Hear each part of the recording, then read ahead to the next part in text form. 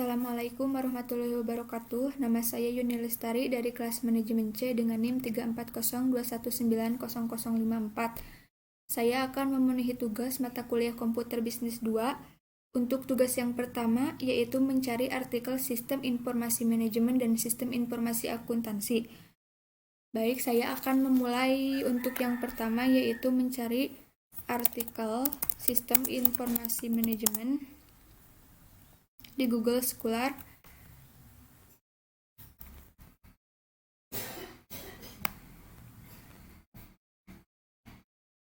Karena saya sudah mencari sebelumnya, jadi saya langsung ke slide 6. Nah, saya akan memilih artikel ini.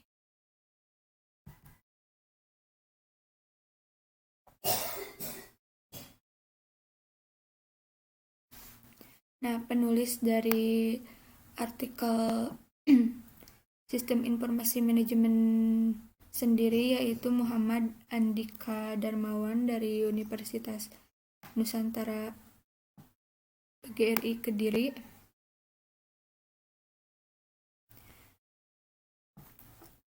Untuk artikelnya diawali dengan cover,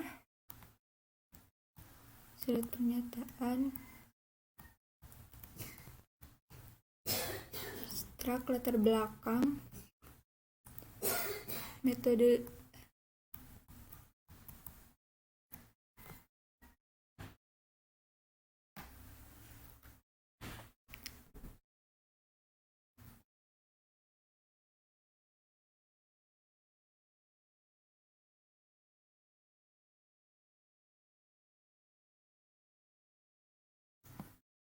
Di dalam artikel ini juga terdapat kesimpulan di mana pembaca dapat menyimpulkan dari keseluruhan artikel ini, dan kesimpulan isi dari artikel ini itu apa. Kemudian di artikel ini juga terdapat daftar pustaka di mana sumber materi dari artikel ini didapatkan dari sumber-sumber yang sudah tertera di daftar pustaka. Menurut saya artikel ini mudah dipahami oleh pembaca karena dari susunan bahasanya menurut saya sangat baik. Kemudian untuk yang kedua, saya akan yaitu sistem informasi akuntansi. Di sini saya akan memilih link ini.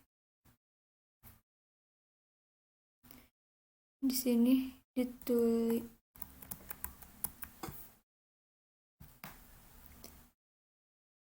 sini terdapat artikel yang disusun dan ditulis oleh Risnanda Juliana Putri, salah satu mahasiswa Universitas Mercu Buana. Di sini terdapat kata pengantar, kemudian abstrak, pendahuluan, perumusan masalah, tujuan penulisan, literatur teori, bab 2 pembahasan, diawali dengan definisi teknik dan dokumentasi sistem.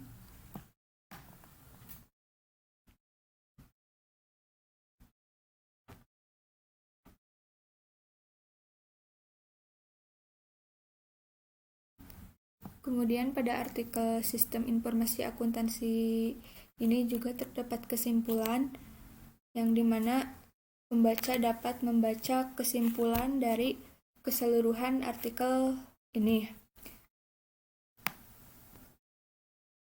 Dan juga terdapat daftar pusaka di mana ini semua merupakan sumber dari materi yang ada di artikel ini.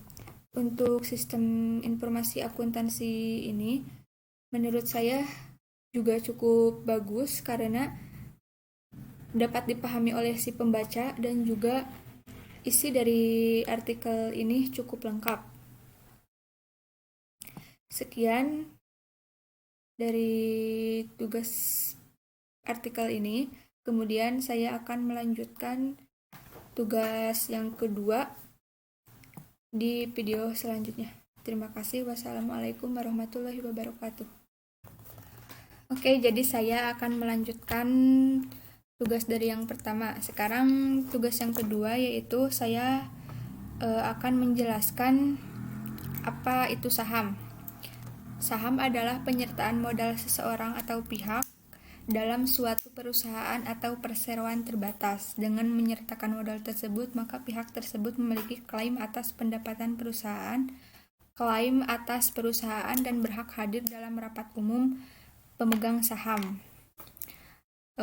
Jadi saham juga dapat disebutkan sebuah bukti kepemilikan nilai sebuah perusahaan. Kemudian segmen saham berdasarkan perusahaan.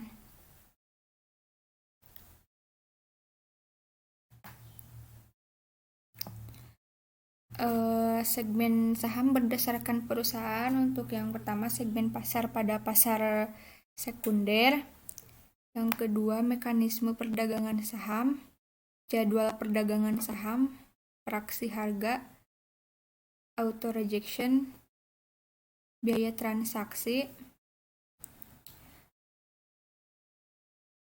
Di dalam segmen pasar pada pasar sekunder, untuk yang pertama pada pasar reguler, transaksi dilakukan dalam satu lot perdagangan. Pada pasar tunai, transaksi juga dilakukan dalam satuan lot perdagangan seperti pada pasar reguler. Pada pasar negosiasi, transaksi dilakukan berdasarkan kesepakatan antara pembeli dan penjual serta menggunakan satuan lembar. Untuk mekanisme perdagangan saham, pada mekanisme perdagangan saham terdapat prioritas harga dan prioritas waktu yang perlu diperhatikan. Dan untuk jadwal perdagangan saham terdapat bagian jadwal juga. Jadi untuk jadwal itu tergantung jadwal yang sudah ditetapkan. Praksi harga suatu saham memang terbentuk berdasarkan permintaan dan penawaran yang terjadi di pasar, tetapi perubahan harga tersebut harus mengikuti praksi harga yang telah ditentukan. Dan auto rejection merupakan penolakan yang terjadi secara otomatis terhadap harga penawaran pembeli atau harga penawaran jual saham di atas atau bawah sebagaimana tertera dalam label di atas. Biaya produksi. Di berikut rumus untuk menghitung total nilai transaksi pembelian dan penjualan saham di Philips Sekuritas Indonesia. Laporan keuangan 10 tahun terakhir. Untuk laporan keuangan 10 tahun terakhir, saya akan membuka di PT Bursa Efek Indonesia. Jadi ini adalah contoh laporan keuangan pada PT Aj Hardware Indonesia.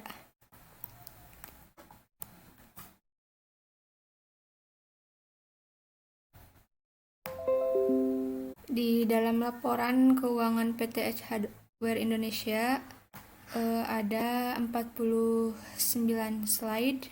Kemudian untuk yang memengaruhi naik turunnya saham. Untuk yang pertama, aksi korporasi perusahaan. Aksi korporasi yang dimaksud di sini berbentuk kebijakan yang diambil jajaran manajemen perusahaan, kemudian yang kedua, proyeksi kinerja perusahaan pada masa mendatang. Perkiraan terhadap performa atau kinerja perusahaan juga jadi salah satu yang turut mempengaruhi fluktuasi harga saham, sebab performa perusahaan dijadikan acuan bagi para investor maupun analis fundamental dalam melakukan pengkajian terhadap saham perusahaan. Kemudian kebijakan pemerintah. Kebijakan pemerintah juga dapat mengaruhi harga saham meskipun kebijakan itu masih dalam tahap wacana dan belum materialisasi. Kemudian fluktuasi kurs rupiah terhadap mata uang asing. Kuat ataupun lemahnya kurs rupiah terhadap mata uang asing seringkali menjadi penyebab naik turunnya harga saham di bursa. Kemudian kondisi fundamental ekonomi makro, naik atau turunnya suku bunga yang diakibatkan kebijakan Bank Sentral Amerika, naik atau turunnya suku bunga acuan Bank Indonesia, dan nilai ekspor-impor yang berakibat langsung pada nilai tukar rupiah terhadap dolar Amerika Serikat. Tingkat inflasi juga termasuk dalam salah satu faktor kondisi ekonomi makro.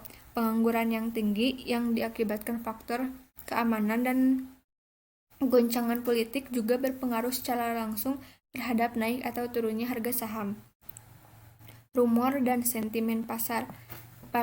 Pasar saham ini sangat rawan akan info-info manipulatif, berita ataupun rumor. Kemudian faktor manipulasi pasar.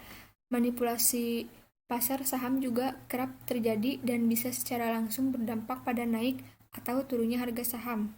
Kemudian faktor kepanikan. Faktor kepanikan ini juga bisa secara langsung berefek pada fluktuasi harga saham. Kemudian untuk yang selanjutnya, jumlah dan daftar saham berdasarkan abjad. Jadi di sini ada kode atau nama perusahaan ALI, ABBA, ABDA, terus nama Astro Agro Lestari, TBK, Mahaka Medika, TBK, Asuransi Bina Dana Arta TBK. Untuk tanggal pencatatan saham dan papan pencatatan seperti yang tertera pada layar.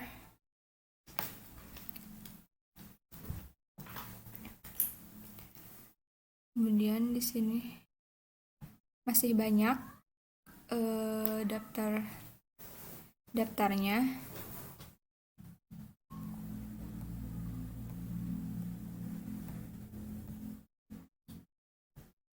Dan istilah dalam saham. Untuk yang pertama, hajar kanan. Secara umum, hajar kanan dipahami sebagai sebuah strategi membeli saham dengan memasang harga tinggi di kolom offer, antrian jual, supaya segera mendapatkan saham yang diinginkan. Yang kedua, hajar kiri. Kebalikannya dari hajar kanan, hajar kiri dipahami sebagai sebuah strategi menjual saham dengan memasang harga rendah di kolom bid, antrian beli, supaya sahamnya segera terjual. Kemudian yang ketiga, ketinggalan kereta. Istilah ketinggalan kereta sering tersebut ketika seorang investor atau trader ingin membeli saham namun harganya sudah naik terlalu tinggi. Kemudian nyangkut adalah istilah yang berasal dari kata sangkut, atau ketika sebuah benda berada di suatu tempat dan susah dipindahkan. Kemudian saham gocap. Saham gocap adalah saham dengan harga Rp50 per lembar. Serok. Istilah serok sering digunakan oleh investor atau trader untuk mendeskripsikan aksi membeli saham pada saat harganya turun signifikan. Kemudian bandar. Bandar di pasar saham. Bandar kerap diartikan sebagai pihak yang memiliki modal besar dan dianggap mampu menggerakkan sebuah harga saham. Boncos. Boncos seringkali dikaitkan dengan aksi cut loss. Boncos adalah antonim dari cuan atau aksi menjual saham di atas harga belinya. Gorengan. Blue chip, cut loss, centennial public offering, dividend, capital gain, market capitalization, cuan. Kemudian liquid dan 45, private equity, dan yang terakhir fit trading. Yang selanjutnya nabung di bank versus nabung saham. Contoh, kita nabung di bank 10 juta rupiah, bunga setahunnya paling 6%. Kalau per bulannya bunganya itu paling tidak melebihi biaya administrasi 17.000. Sementara jika menabung saham selain memiliki return yang tinggi juga bisa dimulai dengan dana yang sangat kecil, bahkan hanya dengan uang 50.000. Saham yang bagus untuk jangka panjang dan pendek. Untuk yang pertama, BBCA, Bank BCA. Saham dengan kapitalisasi terbesar di Bursa Efek Indonesia ini 2019, artinya saham ini adalah saham terbesar di bursa. Yang kedua, UNVR Unilever. ROE mencerminkan kemampuan perusahaan menghasilkan profit dari setiap equity yang diberikan pemegang saham. Kemudian BBRI, Bank BRI, pertumbuhan kredit Bank BRI konsisten paling tinggi di antara bank sekelasnya dan selalu lebih tinggi dari industri. Kemudian yang keempat ada TLKM Telekomunikasi. Secara bisnis, Telkom unggul dalam jaringan sampai pelosok dan jumlah pelanggan terbesar yang tidak tersaingi oleh operator telekomunikasi lainnya. Kemudian untuk yang kelima ICBP Indofood, CBP sukses makmur. Pertama, pertumbuhan penghasilan yang diikuti oleh pertumbuhan laba secara konsisten dari tahun ke tahun sering dengan pertumbuhan pasar. Yang kedua, kemampuan perusahaan menghasilkan laba terhadap modal yang disetor pemegang saham tinggi dari ROE mencapai 21% dan ROA 13,7%, jauh di atas rata-rata saham industri makan di BI. Ketiga, rajin membagi dividen kepada pemegang saham dengan dividen payout ratio 34% dari laba tahun buku 2018. Sekian penjelasan dari saya. Tugas selanjutnya atau yang terakhir yaitu menginstal aplikasi RTI Business, Neobits, dan Stockbits. Untuk yang pertama, RTI Business kita install.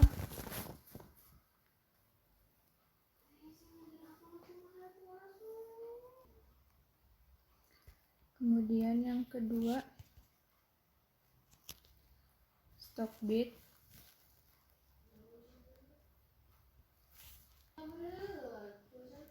Untuk yang ketiga, nah setelah kita menginstal ketiga aplikasi tersebut, kita melakukan pendaftaran agar bisa login.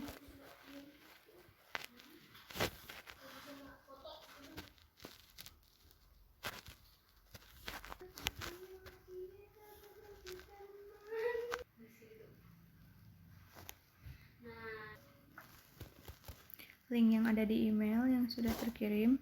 Nah, setelah kita memverifikasi, kita dapat melakukan login di aplikasi RTI Business. Nah, jadi sekarang kita sudah login ke akun yang sudah. Kemudian Stockbit, kita juga melakukan pendaftaran. Setelah masukkan nama lengkap, kita membuat username. Kemudian setelah kita mengisi nomor dan saya akan melakukan login dengan menggunakan sidik jari.